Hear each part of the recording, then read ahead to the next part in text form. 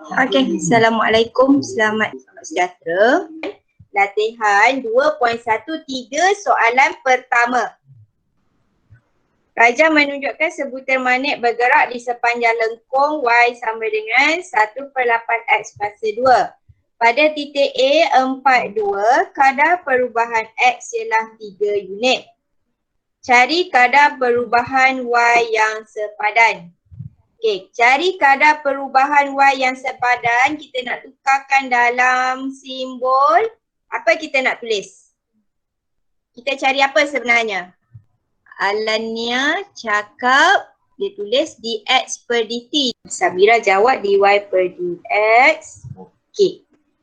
Baca balik. Cari kadar perubahan Y yang sepadan. Jadi dalam soalan dia minta dy per dt. Ya betul Fatin. Dy per dt tak tahu berapa. Okay, ni daripada ayat ya. Cari kadar perubahan Y. Okay, yang kadar tu kita tukar kepada dt. Yang Y kita tukar kepada dy. Jadi sebenarnya kita cari dy per dt yang kita tak tahu. Okay, baca balik soalan. Dia dah bagi kadar perubahan X ialah 3 unit. Kadar perubahan X. Okay, kadar dt X dx. So dx per dt sama dengan 3. Okay, kita ada satu je maklumat. Baru ada dx per dt. Okay, dalam soalan Samira boleh. Okay, dalam soalan dia bagi Y sama dengan 1/8 X kuasa 2. Apa kita nak buat dengan persamaan yang dia bagi ni? Ya, bezakan. Cari dy per dx. Semua dah betul dah jawab yang tu. Okay, Fatin, Adrina tu semua. Okay, jadi kita bezakan dia. Cari dy per dx. Okay, dapat apa bila kita bezakan yang ini? Kuasa bawa turun ke depan 2 darab 1/8 X. Potong. Yang ni 4 dekat bawah. So jawapan 1/4 X. Kita baru cari pembezaan dia dulu.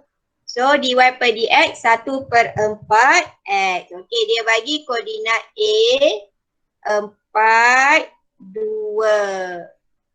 Okey, lepas kita buat pembezaan, seterusnya kita akan gantikan X sama dengan 2 dalam 1/4 X ini. Okay, kita cari nilai dy per dx. Jadi kita pun gantilah tempat x dengan 2. So bila ganti x2, kenapa x2 pula? Ya x4, salah. Salah. Saya tengok koordinat y. Sorry, salah. Gantikan x dengan 4. Okay, gantikan X dengan 4. So ini salah. Yang ini adalah 1/4 darab 4. So nilai dy per dx adalah 1. Okay, so kita ada dx per dt dan kita ada dy per dx. Okay, yang ini kita jadikan dia petua rantai. So kita nak cari dy per dt sama dengan, okay, masukkan dx per dt darab dy per dx. Okay, lepas tu tak ada masalah, ganti je lah dx per dt 3 darab dengan dy per dx kita tadi 1. So 3 darab 1, dapatlah jawapannya 3. Okay, kadar perubahan Y yang sepadan kita dapat 3. Jadi kadar perubahan Y dia adalah 3. Jadi soalan pertama ni soalan nombor 2. Okay, suruh cari apa ya? dx per dt. Ya, betul. dx per dt. Cari kadar perubahan panjang sisi apabila luasnya ialah 4. Okay, cari kadar perubahan panjang sisi. Dalam soalan dia dah bagi sisi dia wakilkan dengan X. Okay, jadi kadar perubahan panjang dx per dt. Okay, kita nak cari ni. dx per dt. Sama dengan tak tahu. Okey, apa maklumat yang dah ada? Apa maklumat yang dia dah bagi? Yang kita tak payah nak buat pengiraan dulu. Apa yang dia bagi? L sama dengan X kuasa 2. Ya betul. Itu betul. Okay, luas sebelah segi 4. Segi 4 sama. So segi 4 sama bila kita nak cari luas X pula lah. Panjang darab lebar. Okay, segi 4 sama, sisi dia semua sama. Jadi X kuasa 2 lah. X darab X. Panjang darab lebar kan. X darab X kita dapat X kuasa 2. Okay, luas sama dengan X kuasa 2. Okay, apa nak buat dengan L sama dengan X kuasa 2 ni? Kita ada persamaan. Apa kita nak buat dengan persamaan? Bezakan. Ya betul. Bezakan. So kita akan tulis dl per dx. Okay, bezakan dapat 2x. Ya betul 2x. Okay, lepas tu ada tak dia bagi koordinat ke apa-apa nilai ke? Dia bagi luasnya 4. Ya betul. Okay, dia bagi luas, nilai luas dia sama dengan 4. Kan tak ada pun nilai X. Kan tadi kita buat untuk soalan yang pertama ni. Okay, untuk soalan mana? Soalan pertama. Bila kita buat pembezaan, kita akan gantikan nilai X dalam pembezaan. Kan? Okay. Untuk soalan kedua, dia tak bagi pun nilai X. Jadi kita tak boleh lagi nak ganti dalam pembezaan yang kita buat. Okay, jadi macam mana kita nak dapatkan nilai X? Kita gantikan L sama dengan 4 ni dalam persamaan yang kita dapat awal tu. Okay, L sama dengan 4. Jadi kita akan tulis X kuasa 2. X kuasa 2 sama dengan 4. Okay, nak dapatkan nilai X, kita akan pindahkan kuasa 2 ke sebelah kanan. So dia akan jadi tambah tolak punca kuasa 2, 4.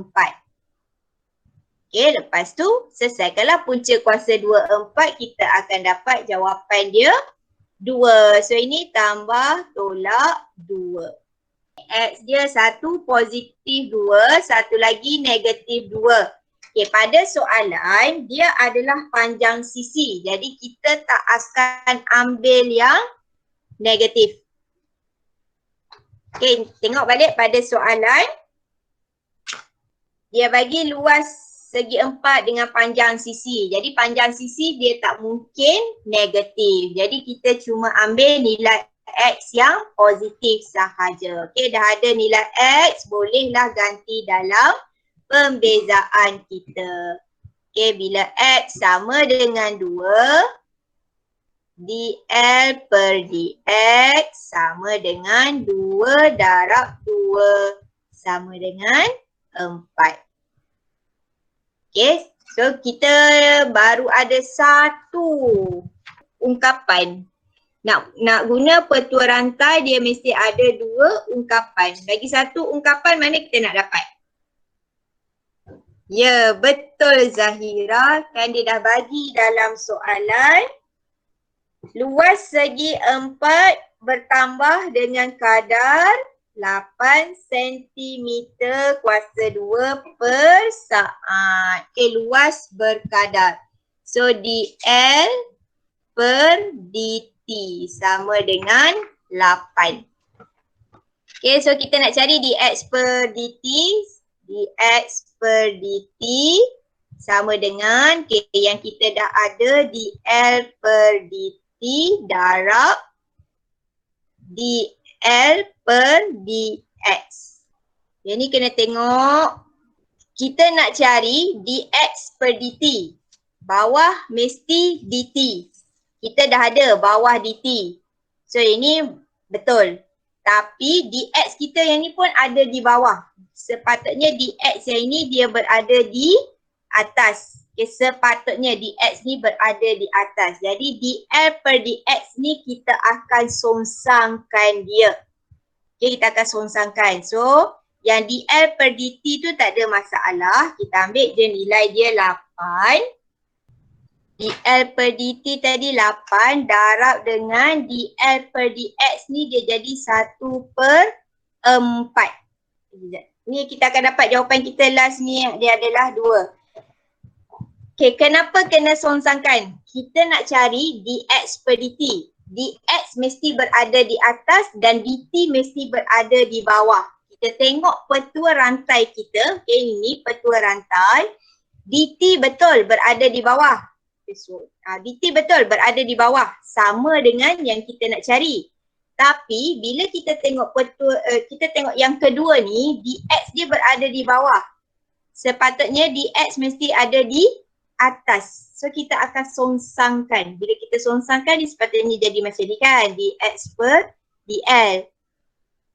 Nilai dl per dx kita ni 4. Nilai asal dia 4.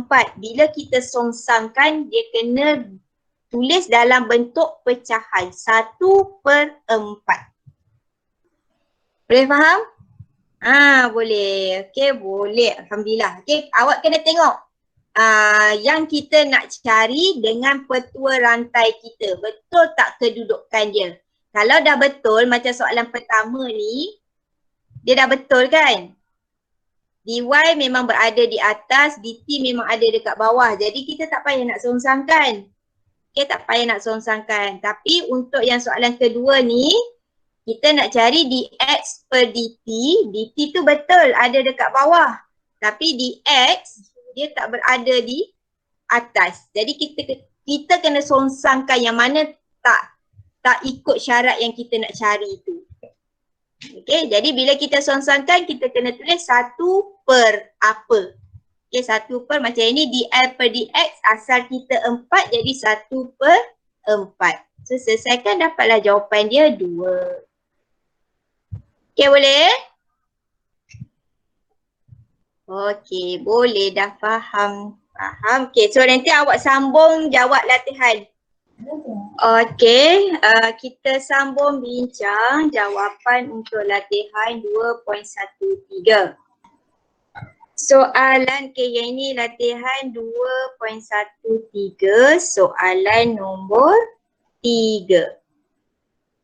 Seketul ais berbentuk kubus dengan sisi X cm mencair pada kadar 10.5 cm padu per minit. Cari kadar perubahan X pada ketika X sama dengan 10 cm. Okay, untuk soalan ini dia ada ketulan ais berbentuk kubus. Okay, so ini bentuk kubus. Maaf, lukisannya begitu. Okay, panjang setiap sisi samalah. Okay, sebab kubus kita tahu kalau kubus dia mesti segi 4 sama. Jadi panjang setiap sisi ni semuanya sama. Dan kita tak tahu, okay, kita tak tahu panjang sisi dia berapa. Okay, lepas tu dia punya keyword di situ, seketul ais berbentuk kubus mencair. Okay, bila ais dia mencair, okay, cair, dia adalah isi padu. Okay, apa-apa benda bila soalan dia ada perkataan mencair, kita akan guna isi padu. Jadi apa isi padu, apa rumus isi padu untuk kubus. Apa rumus isi padu kubus? Panjang darab lebar darab tinggi. Okay, so panjang, lebar, tinggi semua sisi dia sama. Jadi dia sebenarnya kan sini X darab X. So isi padu untuk kubus X kuasa 3. Okay, itu satu. Okay, lepas tu dia bagi. Satu kita dah ada isi padu kubus. Okay, 10.5 tu apa? Dia bagikan maklumat pada kadar 10.5 cm padu per minit. 10.5 tu apa? Ada perkataan kadar, so dia ada dt. Okay, tapi dia apa? dV per dt. Okay, dV per dt.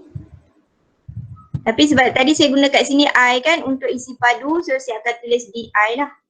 di per dt.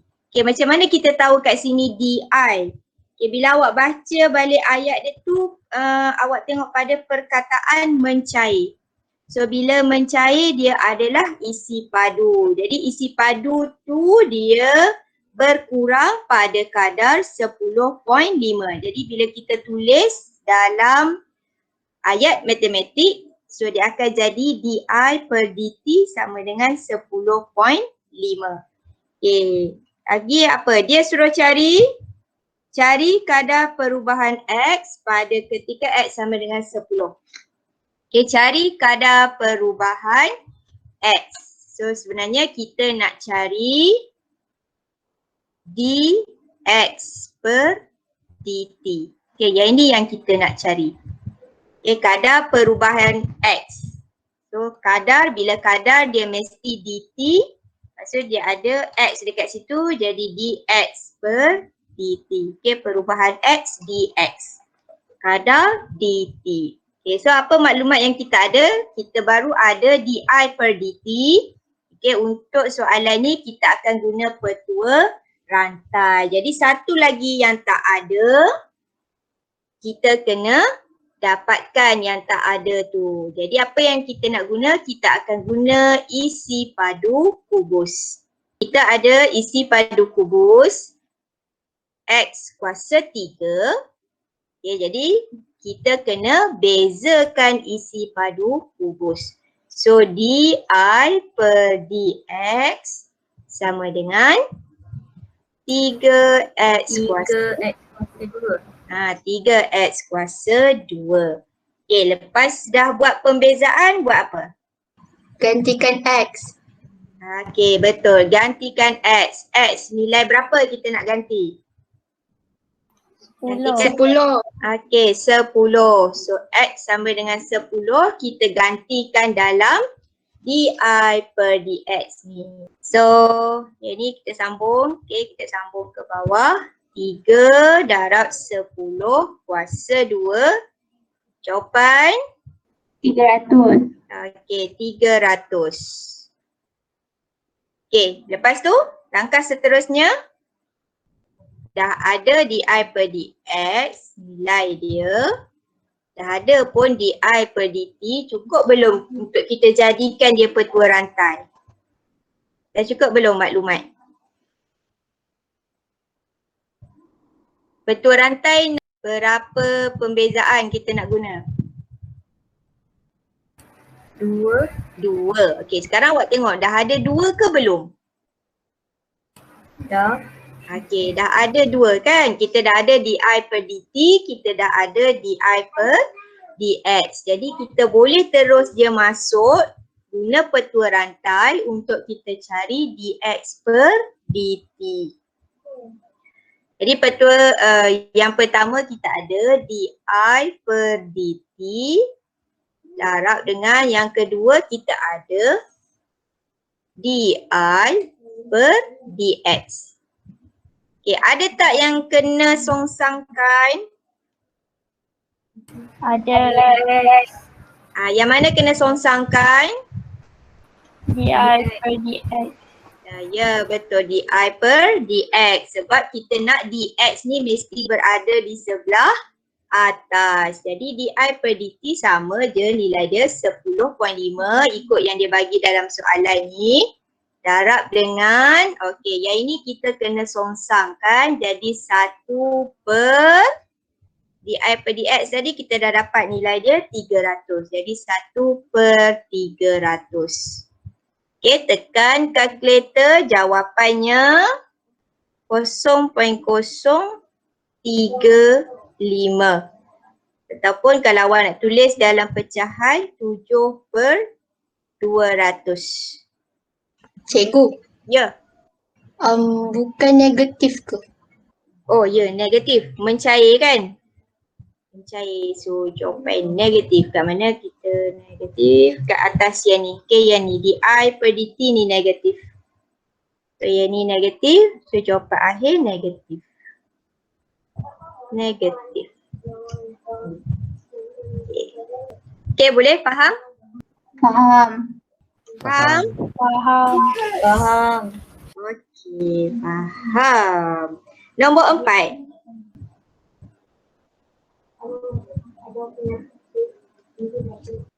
Rajah menunjukkan sebatang lilin berbentuk silinder tegak dan berjejari 3 cm. Tinggi lilin H cm dan isi padunya ialah V cm padu.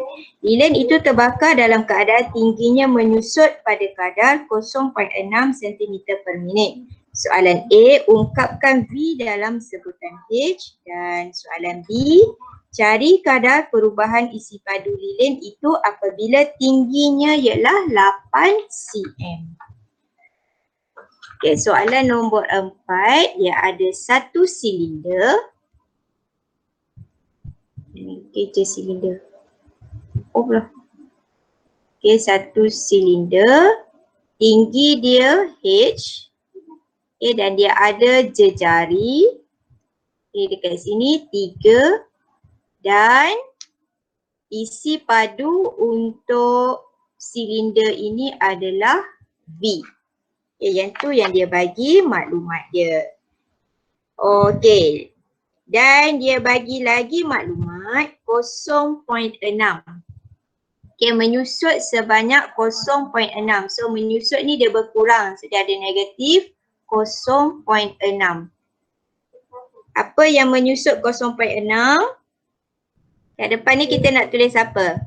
DH per dt. Okey, DH per dt sebab dia bagi ayat lilin itu terbakar dengan keadaan tinggi. Okey, tinggi dia dah bagi H. So DH per dt. Okay, kita ada DH per dt. Okey. Soalan dia ungkapkan V dalam sebutan H. Okey, soalan A, ungkapkan V dalam sebutan H. So maksud dia kita nak V sama dengan apa dia? Lepas tu ada H. Okay, V ni adalah isi padu. Okey, so isi padu silinder. Dah jawab isi padu silinder pi J kuasa 3. Betul ke pi J kuasa 3? Betul. Pi J kuasa 3 darab dengan tinggi. So tinggi dia guna H. So kita letaklah H dekat sini. Okay, so apa maklumat yang kita ada? Kita ada nilai jejari. Okay, tengok daripada gambar rajah ni, dia dah bagi jejari sama dengan 3. Jadi kita gantilah terus dalam rumus isi padu. Okay, yang ni pi 3 kuasa 3 H. So selesaikan, kita akan dapat isi padu. Sekejap, isi padu silinder pi J kuasa 3 ke pi J kuasa 2? Pi J kuasa 2. 2 kan? Salah dekat sini. Okay, pi J kuasa 2.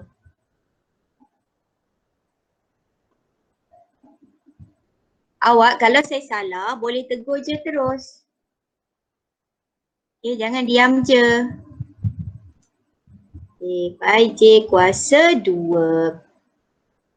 So selesaikan, akan dapat 9 pi H.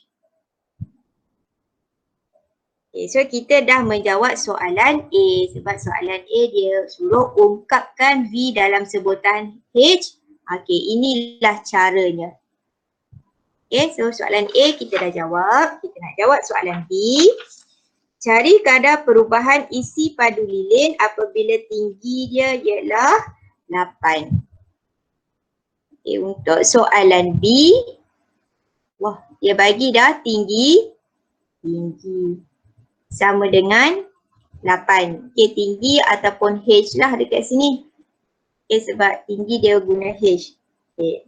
Tinggi dia 8, dia suruh cari kadar perubahan isi padu. So, kadar perubahan isi padu dia adalah dV per dt.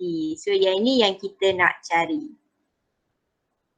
Okay, kita dah ada dH per dt negatif 0.6 sebab dia menyusut. Okay, kita ambil semula isi padu silinder dan kita buat pembezaannya. Okay, isi padu silinder 9 pi H. Bila kita buat pembezaan, kita nak tulis apa dekat depan ni? Dia bezakan apa terhadap apa? dV per dH. Okay, dV per dH. Jadi kita bezakan isi padu terhadap tinggi. So dapat apa ni? dV per dH sama dengan 9 pi. Okay, so kita nak cari dV per dt. Kita guna petua rantai. Kita ada dH per dt darab dV per dH. Okay, ada tak yang kena songsangkan? Kat sini ada tak yang kena songsangkan? Tak ada. Tak ada. So tak ada, kita terus je lah masuk maklumat kita. dH per dt negatif 0.6 darab dV per dH 9 pi. So jawapan akhir, apa jawapan akhirnya? Negatif 5.4 H. Pi. Pi. Okay, negatif 5.4 pi. Betul? Kenapa kita tak guna maklumat T sama dengan 8 tu? Sebab dah buat pembezaan. Okey, dah buat pembezaan, lepas tu? Lepas tu tinggi dia tu tak termasuk. Ya. Bila kita buat pembezaan, nampak tak dekat sini? Selepas kita buat pembezaan, dah tak ada pemboleh ubah T atau H dekat sini kan? Okay, sebab tu kita tak guna nilai T sama dengan 8 ni. Okay, confuse pula awak nanti. Kita potong T ni H sama dengan 8. Okay, sebab tinggi kat sini H kan? So H sama dengan 8. Okay, isi padu 9 pi H. Bila kita buat pembezaan yang tinggal cuma 9 pi. H dah tak ada. Okay, dah tak ada pemboleh ubah H. Sebab tu kita tak guna nilai H sama dengan 8 yang dia bagi dalam soalan. Okay, soalan nombor 5. Okay, candron berjalan pada kadar 3.5 meter per saat daripada sebatang tiang lampu pada waktu malam seperti yang ditunjukkan dalam rajah di sebelah. Tinggi candron dan tiang lampu masing-masing 1.8 dan 6. Cari kadar perubahan panjang bayang-bayang candron dengan hujung bayang-bayangnya yang bergerak. Okay, kita ada gambar rajah. Oh ya Allah, mana pergi gambar rajah? Okay, lepas tu ada lagi satu dekat sini. Okay, ni ada orang. Okay, ni tiang lampu. Tinggi dia 6. Yang dekat sini ada siapa tu? Chandran. Tinggi dia 1.8. Okay, jarak dari tiang lampu sebab TL lah ni. Yang ni C. Okay, jarak Chandran dari tiang lampu ni kita tak tahu jarak dia. So kita pakirkan dia dengan X. Dan jarak Chandran dengan bayang-bayang dia. Okay, kita pun tak tahu, kita wakilkanlah dia dengan Y. Okay, tak kisahlah awak nak wakilkan dia dengan huruf apa pun. Okay, saya guna X dan Y. Okay, so soalan nombor 5. Dia lebih kurang contoh 20. Kalau awak tengok contoh 20. Okay, jalan kerja dia lebih kurang dengan contoh 20. Jadi langkah pertama, kita kena bentukkan persamaan yang melibatkan tinggi dengan jarak. Okay, yang ini bila melibatkan persamaan tinggi dengan jarak, kita akan buat nisbah tinggi dengan nisbah jarak. Tinggi dengan tapak lah, okay, sebab jarak dia berada di bahagian bawah ni. Okay, so tinggi dengan tapak. Okay, 1.8 tinggi 1.8 per 6. Okay, sama dengan jarak dia. Okay, jarak yang ni, bila tinggi 1.8, jarak dia adalah Y sebab tapak dia, ni segitiga dia yang kecil ni. Okay, segitiga yang kecil. So 1.8, tapak dia Y. Tapi bila kita guna tinggi dia 6, tapak dia adalah keseluruhan yang bawah ni. Okay, sebab kita menggunakan segitiga yang besar.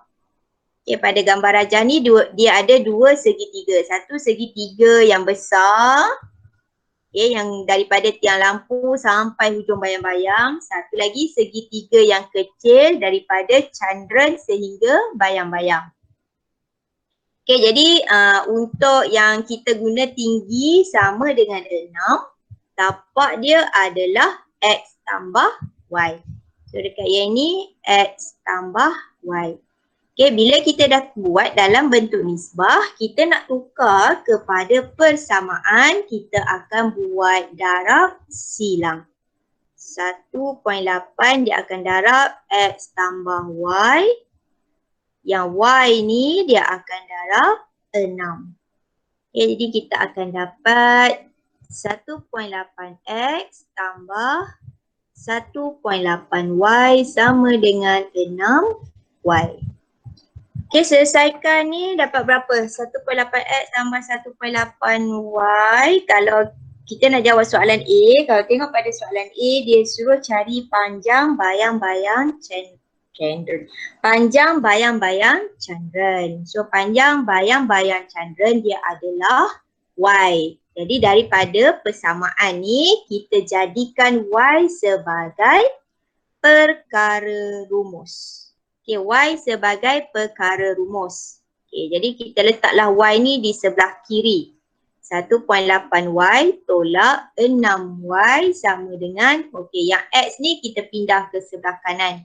Negatif 1.8X. Okay, selesaikan. Akan dapat 4.2Y sama dengan 1.8X. Okay, negatif ada kiri dengan kanan.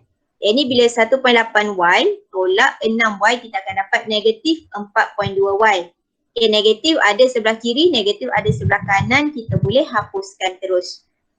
Okay, so kita dapatlah ni positif 4.2Y dengan positif 1.8X. Okay, kita jadikan Y perkara rumus. So Y sama dengan 1.8X.